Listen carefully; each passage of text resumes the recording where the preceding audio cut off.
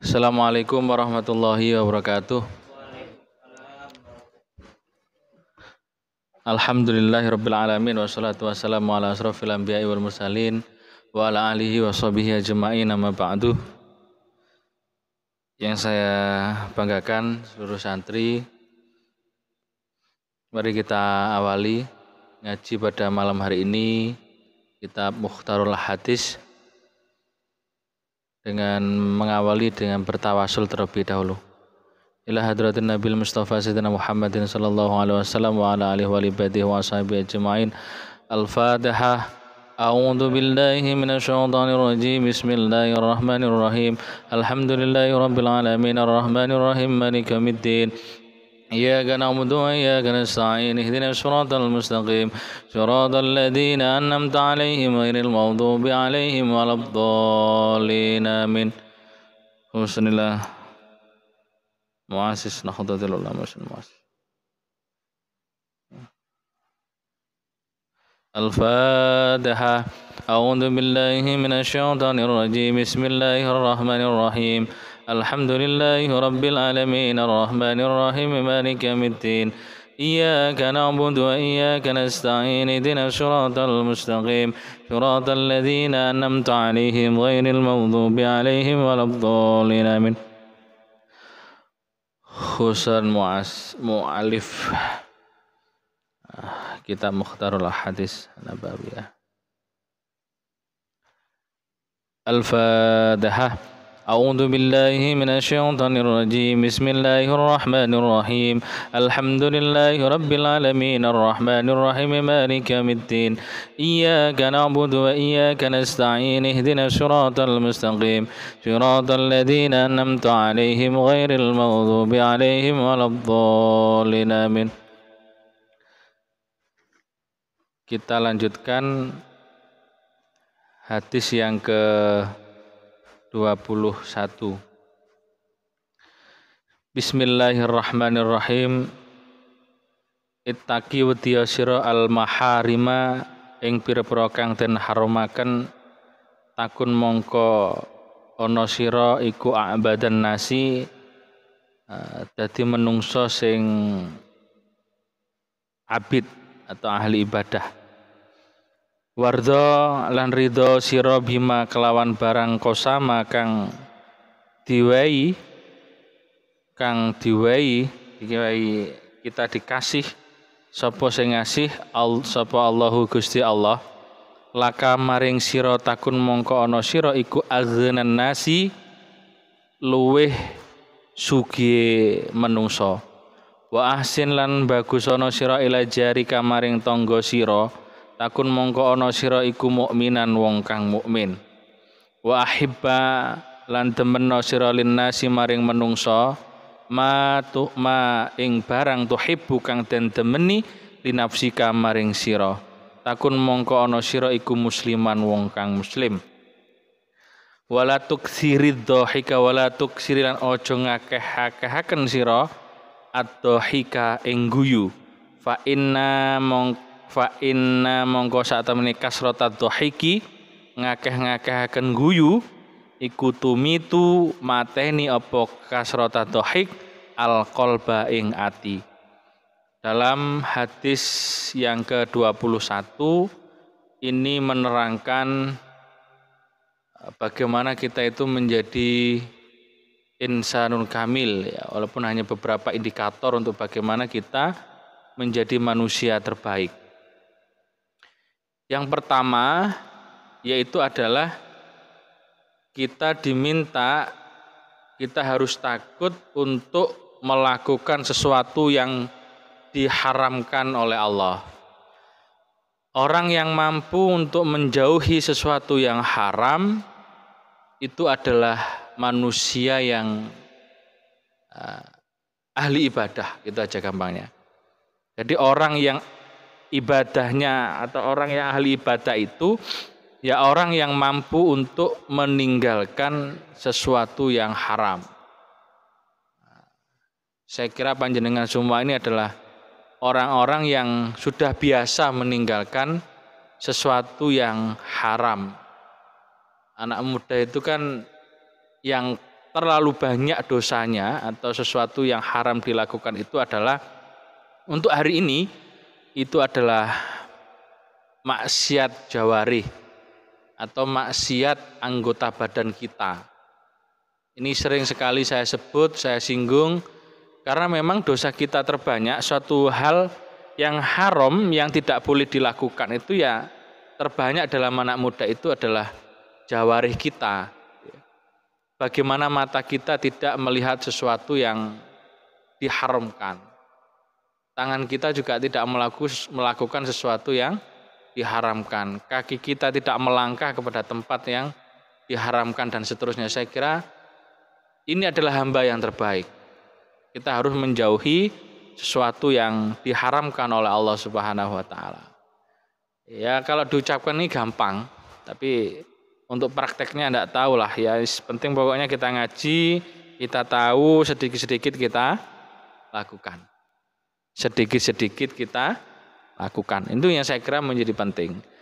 Yang kedua, di dalam hadis ini untuk sebagai insan kamil, manusia yang terbaik, yaitu adalah ridho apa yang dimiliki yang sudah diberikan kepada kita. Yang diberikan Allah kepada kita itu kita harus rela. Nah, dikatakan di sini orang yang mampu rela dengan apa yang sudah diberikan oleh Allah kepadanya, maka dialah sesungguhnya manusia yang kaya. Jadi manusia yang kaya itu menurut hadis ini tidak yang punya banyak kekayaan gitu ya.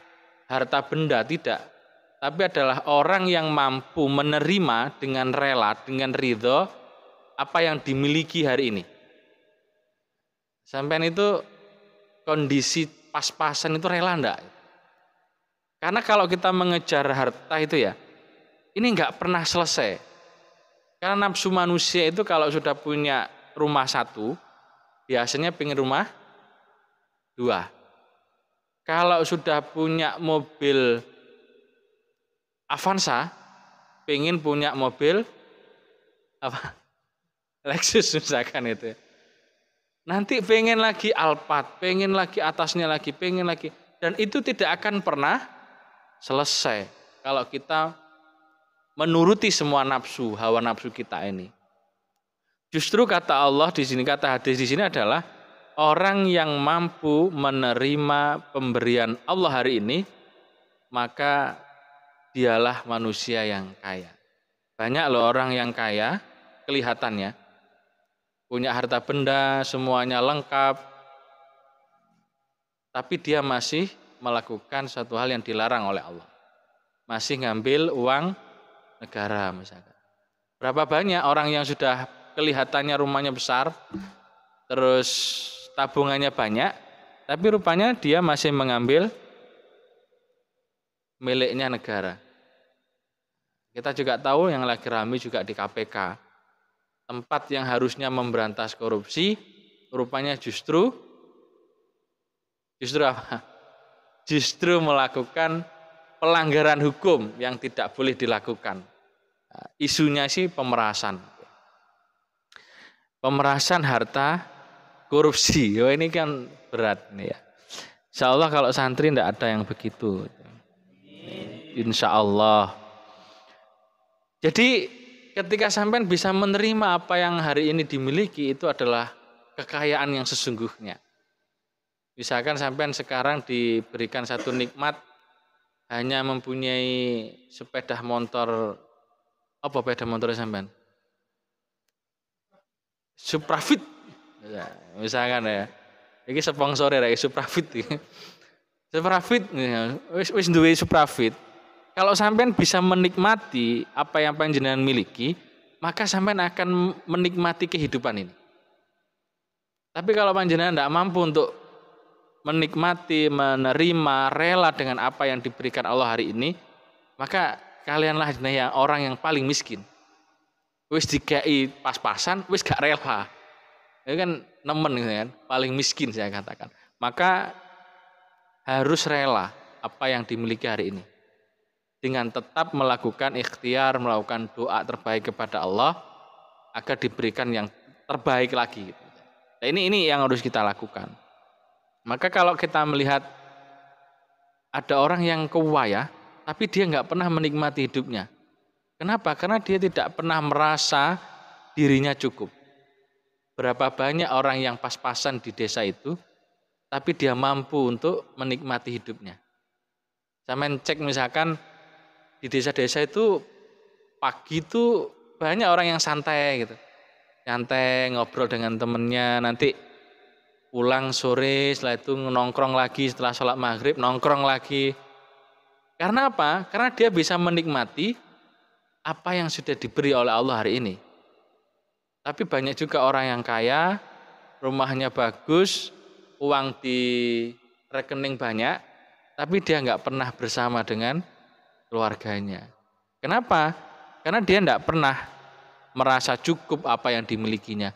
Maka terus kurang, dan ini menjadi bahaya sekali. Kalau panjenengan nanti ditakdirkan menjadi apapun, kalian harus rela dengan apa yang terjadi pada dirinya. Karena itulah sesungguhnya kekayaan yang hakiki gitu. Enak nanti hidupnya Pak begitu ya. Ya apalagi rumahnya besar, mobilnya bagus, tanahnya banyak, tapi sampai juga bisa menikmatinya. Gitu ya. Nah, selanjutnya di sini kalau kita ingin menjadi manusia yang terbaik, yaitu adalah wa asin ila jarika takun mukminan. Nah, kita harus baik kepada tetangga kita. Karena orang yang baik kepada tetangganya itu menunjukkan dia itu beriman. Nah, ini kan tidak mau kita dikatakan tidak beriman karena tidak baik dengan tetangga. Orang yang beriman itu harus baik dengan tetangga. Misalkan kalau ada tetangga itu butuh bantuan panjenengan, maka siap untuk membantu. Kalau tetangganya itu membutuhkan, misalkan panjenengan diundang untuk menjadi mimpin doa, misalkan acara tahlil yasin misalkan, sampean juga harus datang dan mau.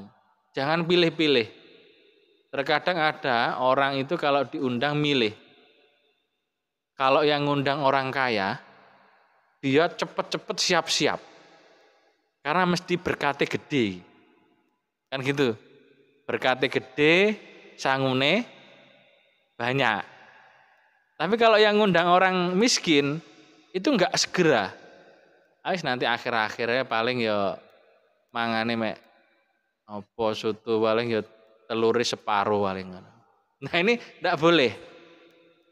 Paling telure ya seperempat misalkan itu. Nah ini enggak boleh. Siapapun yang ngundang kalau itu tetangga panjenengan harus bergegas datang.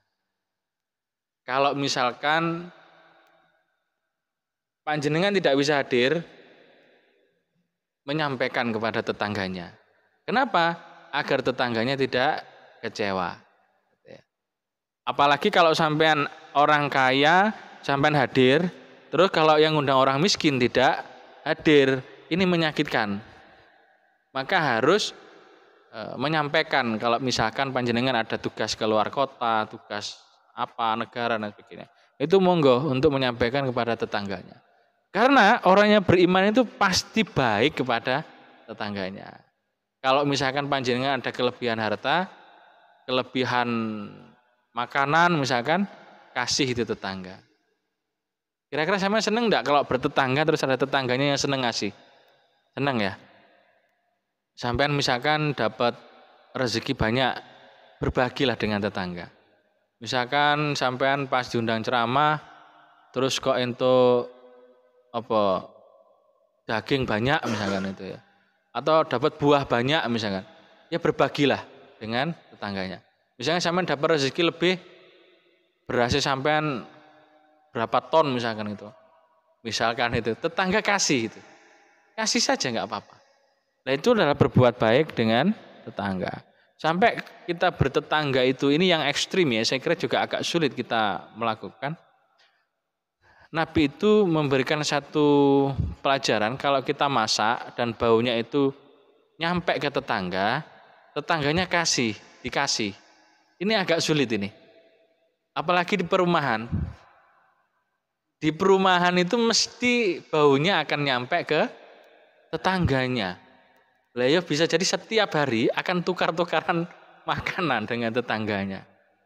Sebenarnya bagus juga itu kalau mampu untuk setiap hari ngasih ke tetangganya itu. Tapi tidak problem juga kalau sampai tetangganya terus tidak masak, hanya mengharapkan dikasih tetangganya. Ini kan menjadi tomak itu. Itu nggak bagus juga. Maka ini ekstrim menurut saya kalau dalam konteks hari ini. Karena perumahan itu dekat sekali gandeng-gandeng. Setiap masak apapun pasti akan tercium bau masakan itu kepada tetangganya. Dan kalau bisa ya dikasih. Kalau bisa. Ya kalau nggak setiap hari ya sesekali lah dikasih gitu kawan. Nah ini kita bertetangga karena orang yang akan peduli pertama kali ketika kita sakit dan yang akan membantu ketika kita sakit, kita butuh, kita dalam kesulitan itu adalah tetangga. Bukan teman jauh. Bukan saudara yang rumahnya jauh dari kita. Justru tetanggalah yang akan membantu kita di dalam kesulitan. Misalkan satu contoh, sampean mau benahin keran misalkan. Benahin keran terus enggak punya kunci. Yang sampean pinjemi siapa? Tetangga terdekat. Nah, tanya ke tetangga, punya kunci ini apa enggak? Punya kunci ini apa enggak? Ini bertanya. Kalau sampean enggak baik ke tetangga, pasti tetangganya enggak akan pernah peduli. Enggak akan pernah peduli dengan itu semua. Maka kalau kita beriman, berbaiklah dengan tetangga. Jangan sampai menyakiti hati tetangga. Bisa jadi tidak menyakiti secara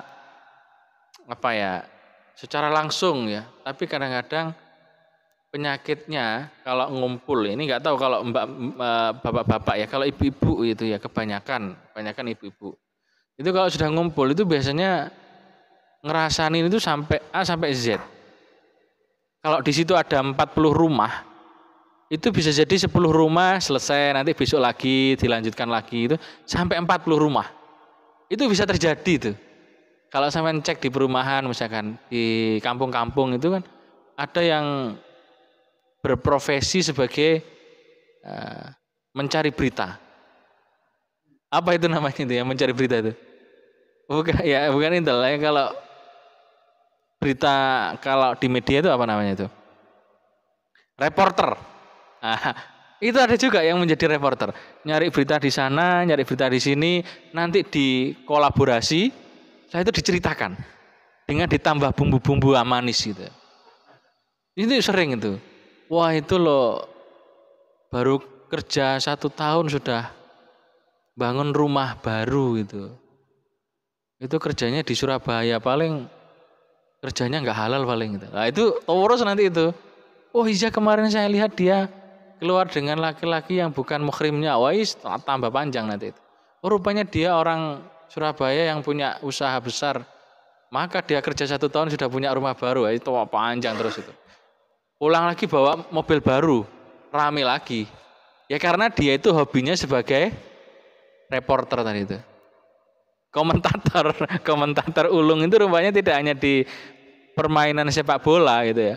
Tapi komentator ulung itu rupanya di desa-desa, di kampung-kampung, di perumahan itu rupanya banyak sekali.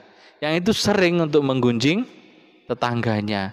Dan itu tidak dianjurkan, tidak dibolehkan oleh Kanjeng Nabi. Maka lisan kita ini hati-hati betul harus menjaga diri agar tidak menyakiti tetangga kita.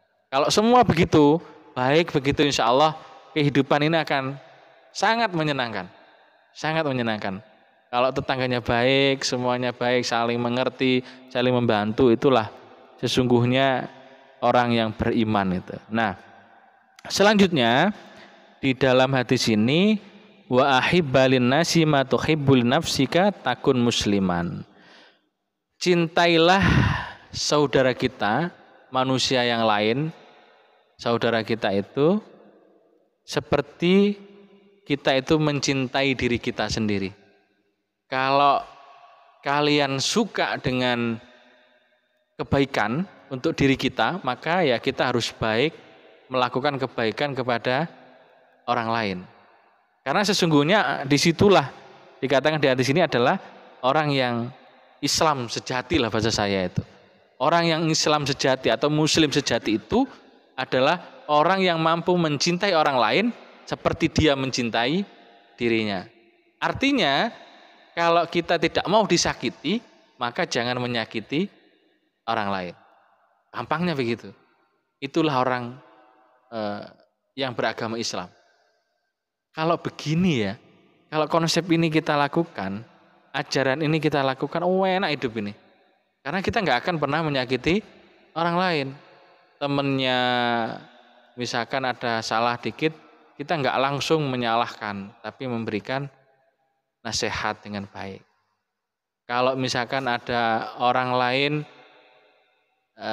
dia tidak cocok, sampai tidak cocok juga tidak langsung untuk bagaimana menyakitinya, tapi dengan perasaan, dengan kasih sayang, dengan kata-kata yang baik untuk menasihatinya. Maka kalau kita mampu untuk mencintai orang lain seperti kita mencintai diri kita sendiri, maka tidak ada sesungguhnya permusuhan antar manusia. Yang terjadi hari ini, banyak orang itu saling mencaci, saling menggunjing, saling menyakiti satu dengan yang lainnya. Insya Allah kalau santri tidak seperti itu. Itu kelebihannya santri dengan yang lainnya. Kalau santri yang benar, insya Allah lah kalau santrinya di sini itu insya Allah seperti itu gitu loh. Tidak akan pernah menyakiti orang lain karena dia itu mencintai orang lain itu seperti mencintai dirinya sendiri. Maka dia sangat menjaga betul perdamaian itu. Nah, selanjutnya ini juga sering kita lakukan, walatuk siriddohik, dan janganlah banyak ketawa. Nah, beda kalau senyum boleh, ya, senyum, nah, kayak masnya ini senyum.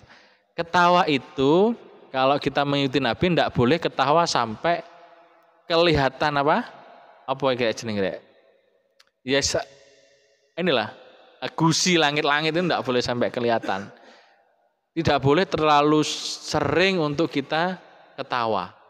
Ketawa yang berlebihan itu, terbahak-bahak. Tapi boleh kita senang, tapi nggak boleh ketawa terbahak-bahak itu berlebihan. Kenapa? Fa inna kasratad dhahik tumitul qalba. Karena banyaknya guyu, banyaknya ketawa itu menjadikan hati kita itu mati. Hati yang mati itu seperti apa? Hati yang sulit menerima nasihat baik. Itu saja.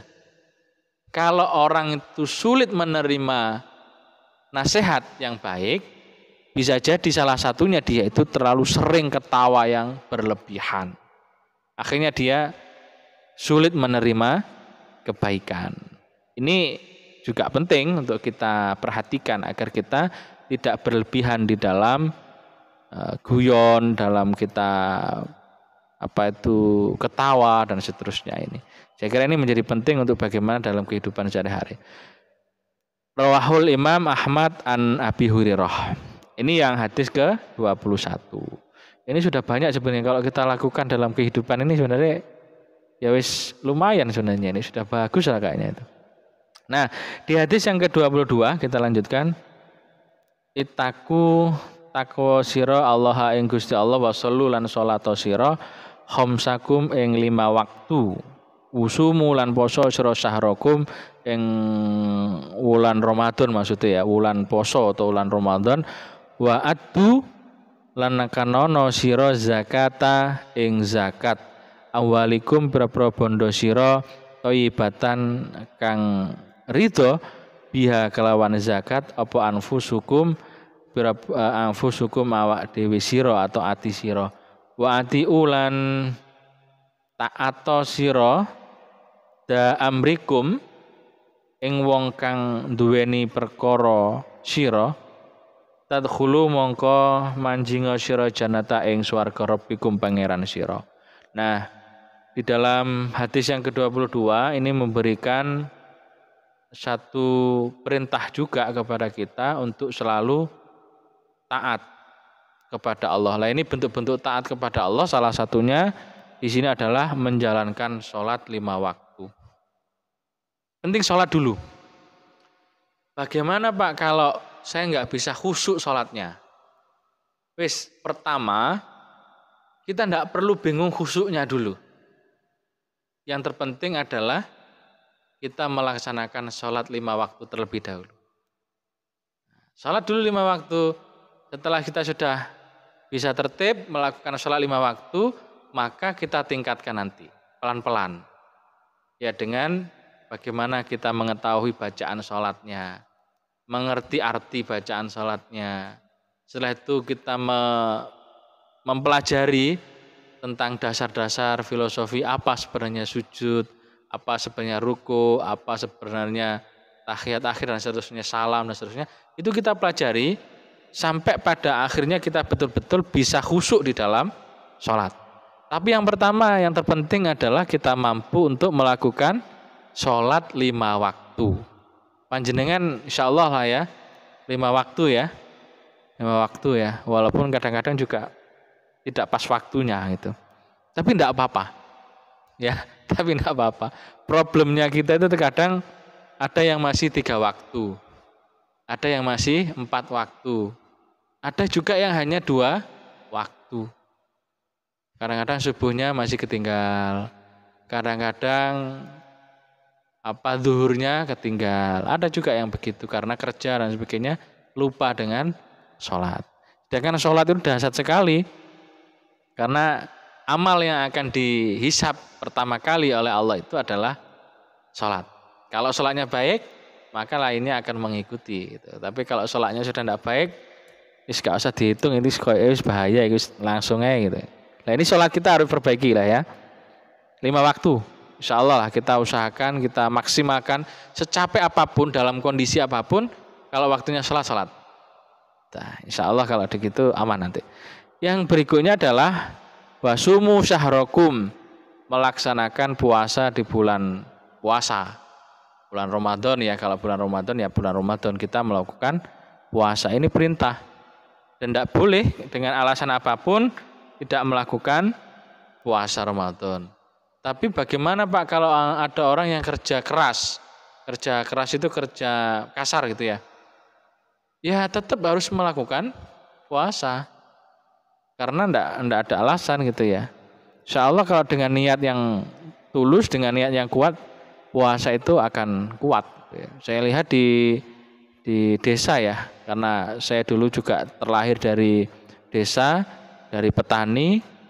Itu saya lihat orang-orang petani juga kuat semua melakukan puasa itu, karena sudah terbiasa. Tapi kalau walaupun badannya besar, tapi kalau nggak terbiasa untuk melakukan puasa, ya nggak akan pernah mampu untuk melakukan puasa. Yang ketiga, yang berikutnya adalah wa atu zakata amwalikum thayyibata biha anfusukum, yaitu mengeluarkan zakat dengan ikhlas. Ada bahasa di sini dengan ridho, dengan ikhlas, dengan rela. Ada juga orang yang mengeluarkan zakat itu tidak rela. Misalkan contoh begini, orang yang mengeluarkan zakat mal, kalau zakat fitrah insya Allah semua ikhlas ya. Karena kan cuma 3 kilo kali 13.000 kan cuma berapa? 39.000 atau 40.000 lah. 1 tahun sekali zakat fitrah. Insya Allah semuanya ridho, ikhlas. Tapi kalau yang zakat mal kan hitung-hitungannya lumayan nih. Kalau misalkan petani yang penghasilannya besar diambil 10%, kalau 100 juta berapa? 10% berapa? 100 juta 10 juta ya. 10 juta itu berat loh. Ya. Jangan dianggap kalau orang yang sudah kaya, uangnya banyak, misalnya 100 juta terus dikeluarkan 10 juta itu gampang. Bisa jadi kayak Mas Saman masih ingat ceritanya siapa? Sa'labah ya. Sa'labah ya, dulu yang sahabatnya Nabi, awalnya miskin. Dia sholat jamaahnya tekun gitu ya. Terus dia pengen kaya. Nyampaikan ke Nabi, wis ngene ae loh, gampangnya begitulah. Wis gini aja wis, enggak usah kaya sampean. Yang penting sampean walaupun tidak kaya tapi bisa melakukan ibadah dengan baik. Daripada nanti kaya tapi tidak mampu melaksanakan ibadah dengan sempurna, dengan melakukan jamaah sholat dan seterusnya. Dan itu terbukti setelah ngeyel, ngeyel minta didoakan Nabi agar kaya, akhirnya karena ngeyel didoakan betul. Salah apa betul-betul kaya. Punya kambing banyak, dia punya penghasilnya banyak, akhirnya dia nggak sempat untuk melaksanakan jamaah sholat. Nah ini juga tidak baik. Jangan sampai kita diberikan kekayaan banyak, justru tidak mampu untuk melakukan apa yang harus dikeluarkan, dilakukan. Sampai salafah itu tidak mau mengeluarkan zakat. Karena mengatakan bahwa ini aku yang melakukan, saya yang berusaha sampai begini, kenapa saya harus mengeluarkan zakat? Nah ini jangan sampai begitu gitu. Itu pelajaran bagi kita gitu. Kalau kita diberikan kelebihan harta, ya harus mengeluarkan zakat fitrah dan juga zakat mal. Kalau semuanya mampu untuk mengeluarkan zakat mal, insya Allah orang Islam ini tidak ada yang miskin saya kira. Pengusaha-pengusaha besar yang Islam itu kan juga banyak. Kalau dia mampu mengeluarkan zakat malnya, zakat hartanya, insya Allah orang-orang Islam ini akan berkecukupan. Yang berikutnya juga kita diperintah untuk selalu taat dalam perintah. Maka kata hadis ini, tadkhulul jannah rabbikum, masuklah surganya Tuhanmu, yaitu surganya Allah Subhanahu wa taala. Orang yang mampu melakukan sholat 5 waktu, puasa bulan Ramadan, yaitu mengeluarkan zakat dengan ikhlas dan juga dia taat melakukan perintah, maka kata Nabi dia adalah akan dimasukkan dalam surganya Allah Subhanahu wa taala. Enak kan masuk surga itu? Enak sebenarnya. Cuma kadang-kadang kita itu milih enggak masuk surga itu loh. Atau banyak orang yang memilih tidak masuk surga. Satu contoh. Ngaji itu gratis kan? Ngaji gratis, enggak bayar. Tapi kalau misalkan ada ngaji pengajian sama ada dangdutan yang bayar, orang itu memilih ngaji atau dangdutan? Ngaji ya. Kalau santri milih ngaji. Itulah. Tapi juga ada orang-orang itu yang memilih yang bayar. Dangdutan, konser, apalagi, misalnya konser lah gitu ya. Nah, harusnya kan milih ngaji bisa nggak bayar, dapat ilmu, selamat gitu ya. Nah, tapi justru yang bayar menuju neraka itu juga mau. Ini kan berarti ada sesuatu yang salah dalam kehidupannya. Maka di dalam hadis ini kita harus melakukan sholat, puasa, zakat, dan taat dalam perintah, maka kita akan selamat dan masuk surga. Rawahul Hakim an Abi Umamah. Hadis yang ke-23, kita istiqomah 4, setelah itu kita selesai. Ittaku wedya sira dakwatul madzlumi ing dungane wong kang den nganiaya. Fa innaha mongko sak temene dakwatul madzlum iku tahmulu den gawa apa dakwatul madlum, doanya orang yang dianiaya itu alal ghamami ing atase mendung, digawa oleh mendung gitu ya. Yaqulu mongko atau berfirman siapa Allah Gusti Allah, wa izzati dan mulia dan demi mulia ingsun kata Allah, wa jalali lan demi agung ingsun ya ansurannaka nulung temen ingsun ing sira walau ba'dahin walau lan lamuno sakwuse mangsa kang suwe. Nah, di hadis yang ke-23 lagi-lagi ini kemarin juga kita bicarakan ini agar kita itu takut dengan doanya orang yang terzolimi, orang yang terzolimi. Kenapa? Karena doanya orang yang terzolimi itu akan dibawa oleh mendung lah. Bahasanya gini lah, doanya itu akan mudah untuk disampaikan kepada Allah. Sampai Allah mengatakan di sini, sampai mengatakan demi mulia ingsun dan keagungan saya kata Allah, saya akan betul-betul menolong orang-orang yang terzolimi itu. Jadi kita harus betul-betul hati-hati kalau misalkan ada orang yang terzolimi, kalau bisa kita bantulah, gitu ya. Jangan sampai kita justru masuk dalam lingkaran orang-orang yang mendolimi. Itu terkadang ada juga orang itu lebih suka masuk di dalam lingkaran yang mendolimi itu.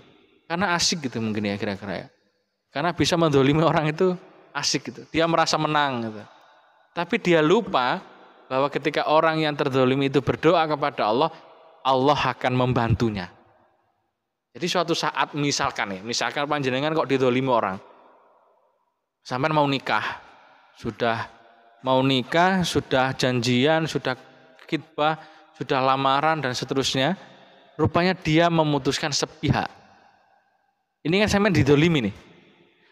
Kalau memang sampean kuat, gitu ya. Kalau memang sampean kuat, wis lupakan itu semua, ambil wudhu, sholat malam, doa kepada Allah. Saya minta kepada Allah agar diganti yang lebih baik. Dan Allah akan membantu itu. Bukan mendoakan yang mendolimi itu biar sengsara gitu, enggak lah ya. Biar sengsara nanti kalau misalkan dia memutuskan saya biar mendapatkan orang yang tidak baik, janganlah. Jangan didoakan begitu. Asal sampai berdoa, ya Allah, biarpun dia tidak mau dengan saya hari ini, tapi saya pastikanlah suatu saat dia akan menyesal ketika meninggalkan saya. Gak usah begitulah. Intinya pokoknya sampean mendapatkan yang lebih baik. Bisa jadi apa yang kita harapkan itu belum tentu baik menurut Allah, tapi apa yang terjadi pada diri kita hari ini itu yang terbaik menurut Allah. Itu saya kira penting. Jadi hidup ini itu lebih mudah. Gampang gitu loh Rep itu. Punya uang ya seneng, nggak punya uang susah. Punya uang seneng, nggak punya uang ya seneng. Karena sampean harus yakin ya, setelah hujan pasti akan ada pelangi, gitu loh.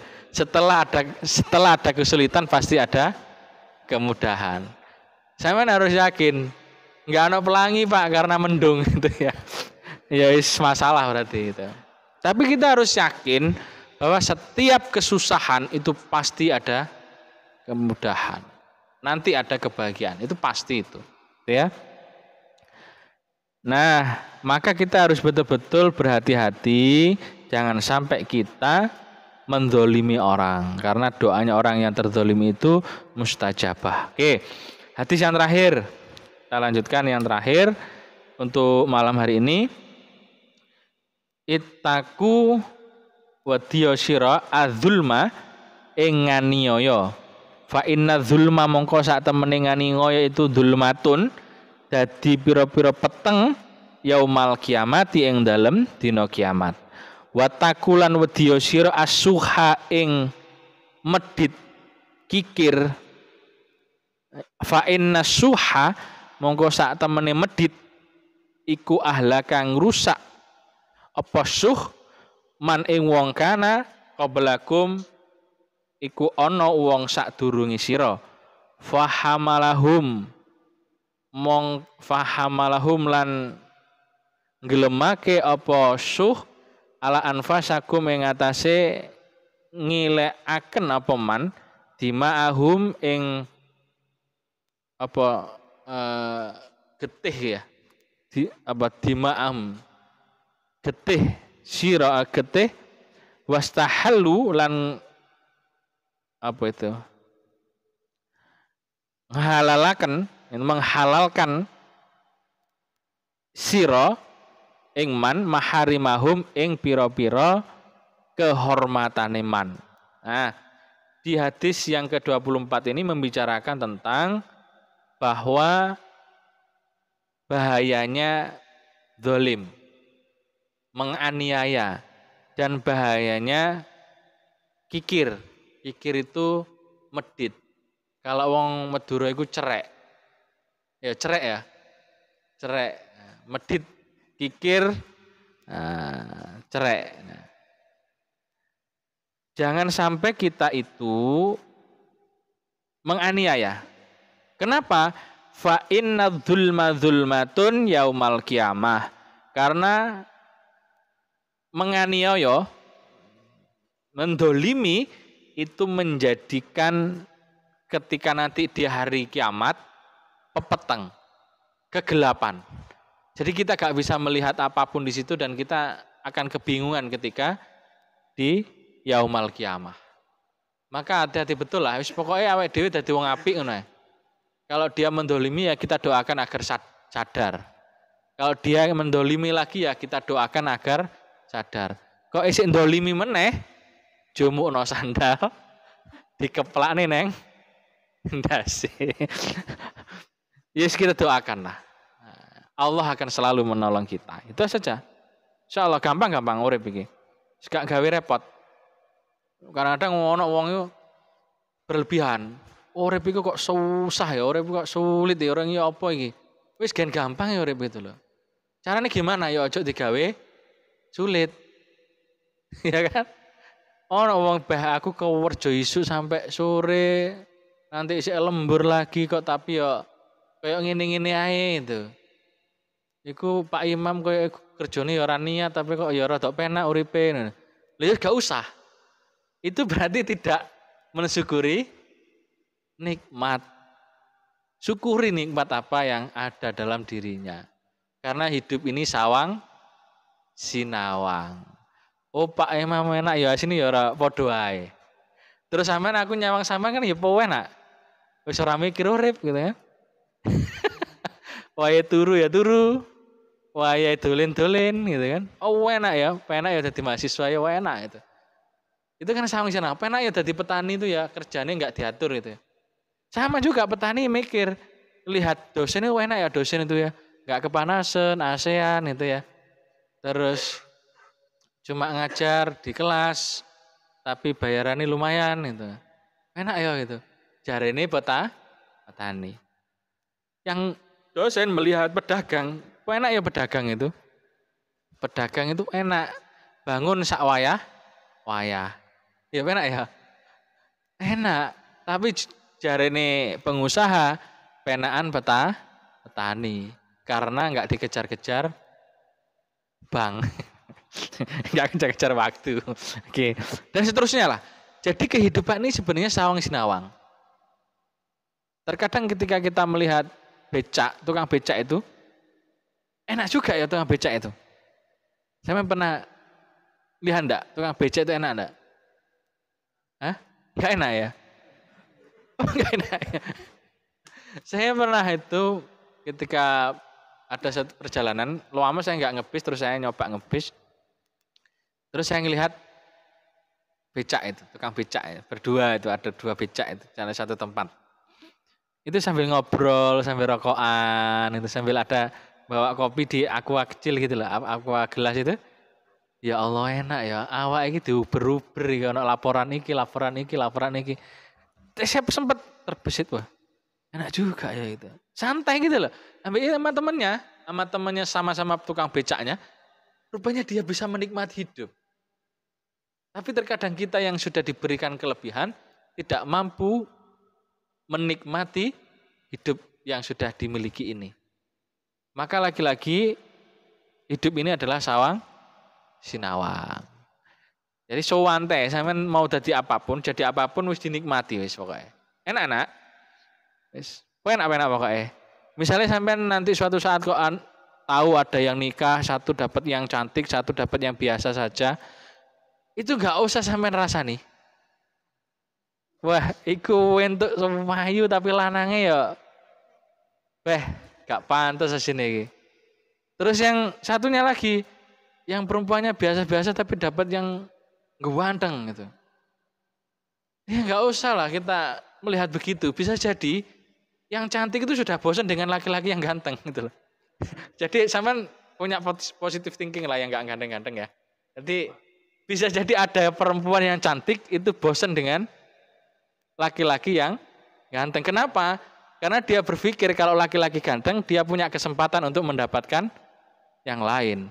Maka dia berpikir nyari yang pas-pasan, tidak terlalu ganteng tapi lebih setia daripada yang ganteng tapi enggak setia. Itu ya. Muga-muga ono wong wedok sing kaya ngono. Ngono ya. Tadi sampean masuk dari bagian ini gitu loh. Nah, terus yang perempuan juga bisa jadi ada juga yang berpikir begitu. Dia biasa-biasa saja, terus mendapatkan laki-laki yang gagah, yang ganteng, yang perhatian, yang kaya. Itu kayaknya di dalam mimpi ya, agak sulit juga begitu ya. Tapi bisa jadi ada juga gitu loh. Ya, bisa jadi ada juga yang begitu. Maka kehidupan ini adalah sawang sinawang. Yang terakhir, wattaqus suha fa inna suha ahlaka man kana qablakum wa hamalahum ala ansa fakudima'ahum wastahallu maharimakum. Gampangnya ini. Gampangnya arti ini. Orang yang kikir itu ya kikir ya bahasa Indonesia ya. Orang yang kikir, pelit. Orang yang pelit itu ya, dia tidak akan pernah terhormat. Sampai tahu ceritanya Korun. Ya, ceritanya Korun itu orang kaya tapi pelit. Maka dia meninggal dengan tumpukan hartanya. Jadi kalau orang yang pelit itu akan hidupnya tidak akan pernah tenang. Justru dia bisa jadi bahasa sini sampai mengalirnya darah itu bisa jadi dia itu meninggal karena kepelitannya. Bisa gampangnya beginilah. Orang pencuri itu kadang-kadang yuk milih-milih. Pencuri itu loh kadang-kadang loh ya.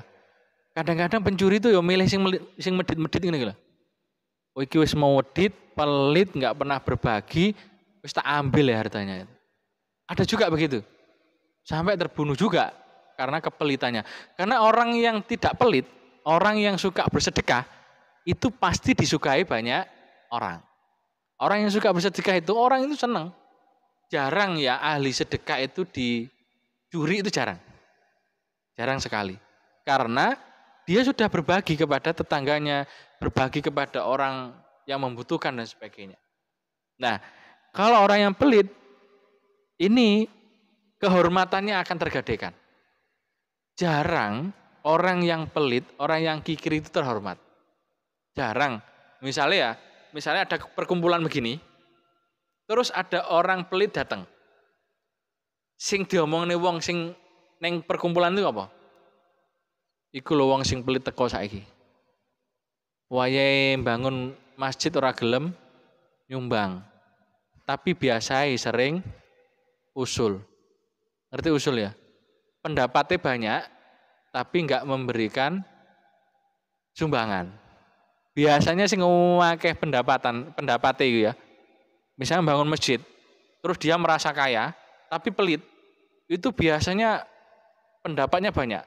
Wah nanti bangun masjidnya yang begini, nanti kubahnya begini, itu ya. Pengimamannya harus begini, itu apa itu keramiknya harus yang bagus dan sebagainya. Tapi setelah diminta ayo bantu, itu biasanya rada bulet. Biasai wong sing kakean ngomong iku rada bulet. Tapi ya ono juga sing ngomongnya akeh tapi ya sedekahe akeh ono. Ono ya ono sing ngono iku ya. Nah, maka kita harus hati-hati jangan sampai menjadi orang yang pelit. Ndak ono untungnya. Wis gak ada untungnya kalau kita itu kikir. Kalau sampean kaya, punya kelebihan harta, bersedekah. Berbagi kepada yang membutuhkan. Ndak ono wong kikir itu terhormat, enggak ada saya lihat. Dan tidak banyak orang yang suka kepada orang yang kikir. Sampeyan seneng enggak koncone maudit itu seneng enggak? Misalnya gini, misalnya lungguh-lungguh wong papat. Misalnya ya nih, empatnya perokok. Misalkan empatnya perokok. Semuanya bawa rokok. Satu rokok ini, ya 4 rokok, macam 4 rokok. Nah, tapi si A ini tidak merokok tidak mengambil rokoknya sendiri. Yang dirokok itu loh. Justru ngambil rokoknya temennya. Nah, dia ya rada pinter sebenarnya. Pinter ngakali koncone. Nah, ngambil. Nah, dia tahu kalau 3 orang ini tidak suka rokok apa misalkan gitu ya. Dia beli yang tidak disukai temannya. Ini pelit kelas tinggi nih ya. Pelit kelas sultan nih. Strateginya pinter ini. Nah, jadi ngambil dia, ya sambil ngobrol santai dengan temennya itu. Tapi ngambil rokok temennya. Loh ini pelit kuadrat ini namanya. Tapi temannya nggak akan ngambil rokoknya karena dia beli yang rokok tidak disukai oleh temannya. Ini jangan dicontoh begitu itu. Ini ada loh di dalam kehidupan nyata, itu ada yang seperti itu. Ada ya itu ya? Ada juga ya, saya dulu punya cerita, tapi nggak ceritain nama orangnya. Ketika masih kuliah, kan ngontrak itu bareng itu. Sering makan bareng. Ya makan bareng gitu, makan bareng. Terus setelah makan bareng kan rokokan bareng. Karena masih perokok pada waktu itu. Itu dia canggih dia. Rokoknya itu dia aliran keris. Nah, hanya membawa satu batang rokok. Walaupun sebenarnya dia punya rokok satu pak. Tapi dia membawa satu batang rokok. Setelah habis ngambil miliknya temennya. Ini kan gak biadab begitu itu. Ini kan teman-teman yang tidak baik lah gitu. Kepelitan ini jangan sampai terjadi. Justru tidak terhormat gitu. Nah, suatu saat ini nggak tahu nanti diedit atau apa, pokoknya tak cerita nih, tapi nggak saya sebutin nama nih. Ya, misalnya delok ya ben ngroso nah. Ya, jadi suatu saat kita kerjain. Kita setelah makan bareng, rokok yang di delik nih apa? Disembunyikan di sakunya di dalam kamarnya, kita ambil sebelumnya. Setelah makan bareng, setelah itu rokok itu kami keluarkan. Ayo rokokan bareng, rokokan sudah. Rokokan sampai habis. Setelah habis, dia kan masuk ke kamar. Dia mau ngambil kerisnya tadi itu. Maksudnya keris yang rokok satu jendilnya itu loh. Ngambil itu nanti. Setelah itu dia bingung. Tapi dia nggak berani tanya, tapi masih bingung gitu. Setelah berapa menit baru dia sudah mulai sadar kira-kira. Loh, yang dirokok bareng tadi rokoknya saya kayaknya, kira-kira begitu. Setelah itu dia tanya, loh, itu mau rokoknya siapa yang dirokok mau gitu. Gak ngerti gitu. Kita kerjain memang. Agar dia itu mempunyai satu sifat bahwa kikir itu tidak baik. Ya. Jangan sampai kita mau mengambil milik temannya, tapi kita tidak mau berbagi kepada temannya. Itu namanya kikir kuadrat. Bisa jadi juga ada loh orang hari ini yang seperti itu. Makan bareng, sering ditraktir tapi nggak pernah mau traktir. Ono nggak konco sing kok ngono? Ono ora? Kaya tolak-tolak koncone dhewe-dhewe sampean. Ono Pak, tapi kok gak enak apa koncone dhewe ayo. Ada juga yang begitu. Kalau sampean berteman, ini sedikit terakhir nih ya. Berteman dengan temennya, kalau makan bareng, usahakan bergantian. Kalau misalkan gini, si A bayarin itu, suatu saat sampean harus bayarin. Kenapa? Karena di situ jangan sampai muncul satu sifat seneng ditraktir, tapi nggak mau traktir. Karena di situ akan muncul kikirnya itu loh. Untuk menghilangi kikir itu kan harus kita sering-sering bersedekah. Kalau nggak mampu dengan makanan yang enak ya seadanya, semampunya. Ayo rek, apa? Semampunya saja. Jangan dipaksakan yang harus selevel temennya. Kalau level temennya itu harus makan yang kelas, misalkan kopi yang satu cangkir 100.000, ya nggak harus begitu. Tapi berbagi yang penting berbaginya itu. Sifat kikir kita biar hilang. Nah, ketika kita mampu seperti itu, maka kita akan terhormat. Karena tidak ada ceritanya orang yang ahli sedekah itu tidak terhormat. Sampai cek di dalam kehidupan sehari-hari. Orang yang ahli sedekah pasti terhormat. Insya Allah. Al-Fatihah. Bismillahirrahmanirrahim. Ya karena mantu. Kurang lebihnya mohon maaf. Akhirul kalam. Wallahul muwaffiq ila aqwamit thoriq. Assalamualaikum warahmatullahi wabarakatuh. Maulaya sholli wa sallim daiman abada ala habibika khairil kikullihil huwal habibul ladzi turja syafa'atuhu likulli hauli minal ahwali mutahimi ya rabbi bil mustafa balil maqasidana wa firlana mamadaya